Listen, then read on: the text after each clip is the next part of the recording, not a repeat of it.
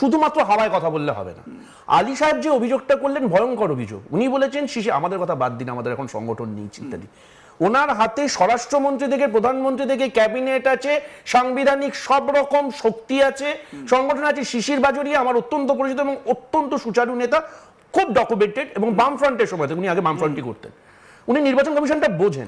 উনি নাকি অভিযোগটা করেছেন, তারপরেও যদি যেটাকে বলে যে ব্ল্যাঙ্ক ইয়ার্স, মানে পাত্তা না দেওয়া, সে তার দায়টা আমরা নেব। 1 নম্বর। 2 নম্বর প্রশ্ন, নির্বাচন, একটু আগে যে কথাটা আপনি বললেন যে বিএলওরা বলছে যে সেখানে তথ্যের অসঙ্গতি আছে। Very good.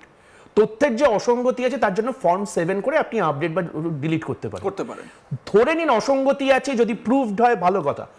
সুপ্রিম কোর্ট বিহারে এসআইআর এর বদলে যে একজন ভ্যালিড ভোটারের নামও যদি বাদ যায়, পুরো নির্বাচনটাকে আমি বাতিল করে দেবো। আপনি শুধু সাংবিধানিক কনসিকুয়েন্সটা ভেবে দেখুন। ধরে নিন আমার নাম অভিষেক ব্যানার্জি, আরেকজন বিখ্যাত অভিষেক ব্যানার্জি আছে, অভিনেতা অভিষেক ব্যানার্জি আছে। এআই এই 3জন অভিষেক ব্যানার্জিকে এক করে দিল। লজিক্যাল ডিসক্রিপেন্সি হতে পারে? একদম। কোন একজন অভিষেক ব্যানার্জির নাম বাদ গেল বা উধরপিন্ডি বুধরঘাড়ে হলো, ছবিতে ভুল হয়ে গেল, যা খুশি হলো, বাবার নাম চেঞ্জ হয়ে গেল, যা খুশি হলো। এআই তো আফটার অল আর্টিফিশিয়াল। আমি অ্যাপিল কবে করব এবং কবে নামটা পাবো, সবকিছুর তো একটা সময় আছে। আমার ফাইনাল ভোটার, ধরুন আমি একটা মানে এস্টিমেট বলছি, 23শে মার্চ ধরে নিন আমার এখানে নির্বাচন বিধি কার্যকর হয়ে গেল।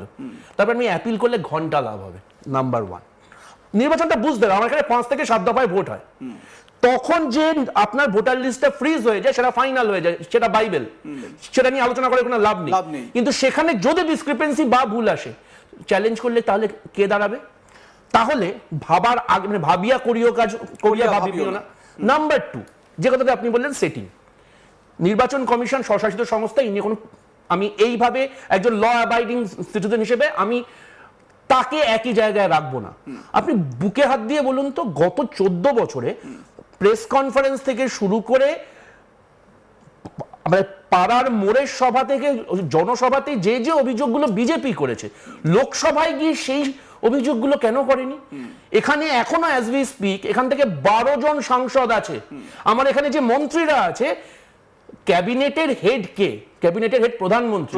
স্বরাষ্ট্র মন্ত্রকের কাছে যদি কারোর কথা শুনতে হবে না, বাকিরা তো ABCD EFG। Sukanta Majumdar is a cabinet minister.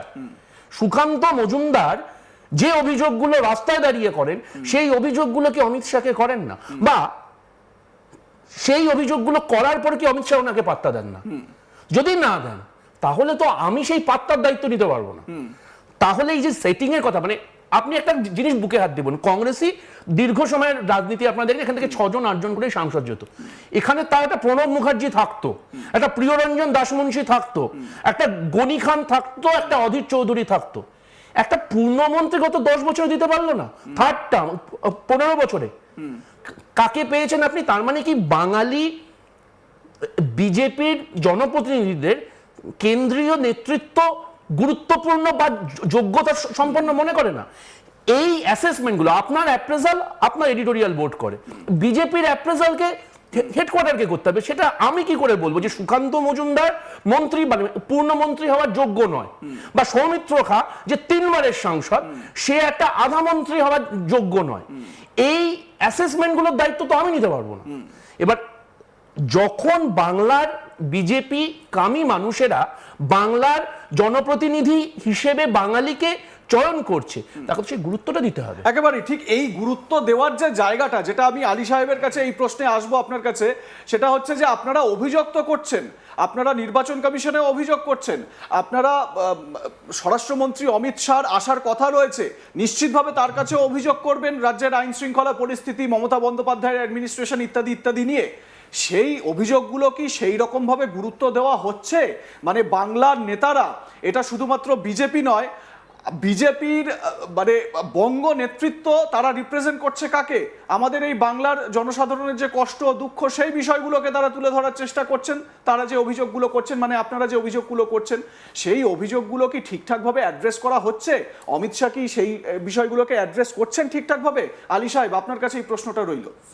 আগামীকাল উনি আসবেন, প্রথমে ব্যারাকপুরে আসবেন, তারপরে তিনি শিলিগুড়িতে যাবেন।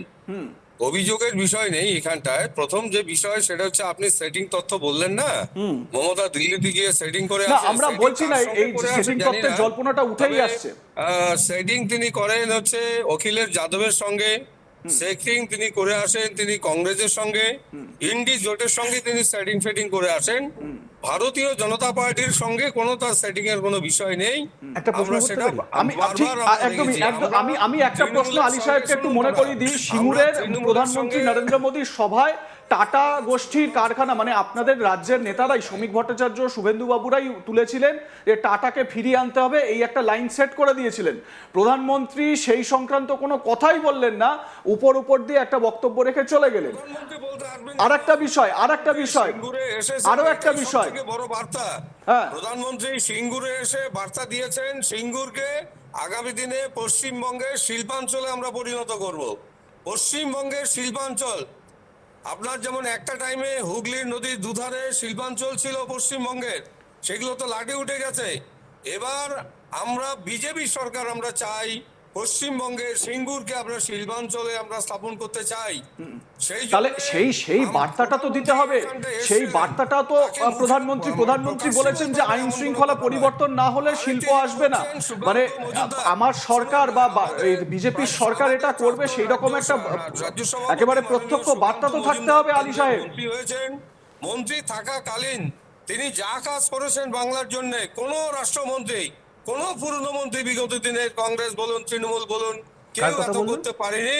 হ্যাঁ, কিন্তু এটাও সত্যি যে আমাদের দুর্ভাগ্য যে এতগুলো বছরেও আমরা বিজেপির নেতৃত্বে যে সরকার দেখতে পাচ্ছি, তাতে আমাদের বাংলা থেকে একজন পূর্ণমন্ত্রী পেলাম না।